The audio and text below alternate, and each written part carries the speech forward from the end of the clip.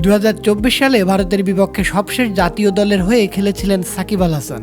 এরপর থেকে আর লাল সবুজের জার্সি পরে খেলা হয়নি তার। এমনকি মামলা থাকার কারণে দেশের মাটিতেও আসতে পারেননি সাকিব। যদিও একবার দেশে ফেরার চেষ্টায় দুবাই পর্যন্ত এসে আবার সিদ্ধান্ত পরিবর্তন করতে হয়েছে তাকে। তবে নতুন করে আবারও সাকিবের দেশে ফেরা নিয়ে আলোচনা হচ্ছে। আজ শনিবার গণমাধ্যমের মুখোমুখি হন বিসিবির সহসভাপতি ফারুক আহমেদ। সেখানেও এসেছে সাকিবের ফেরা প্রসঙ্গ।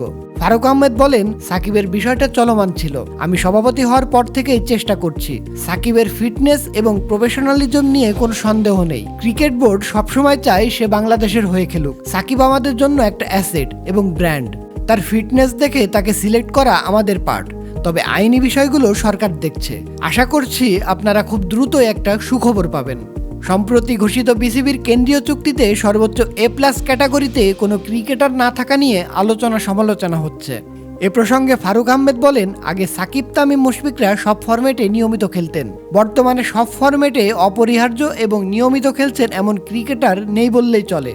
সে কারণেই হয়তো অপারেশনস কমিটি A+ ক্যাটাগরি না রেখে A গ্রেড দিয়ে শুরু করেছে। শাহিন রাব্বি, চ্যানেল বিডি স্পোর্টস।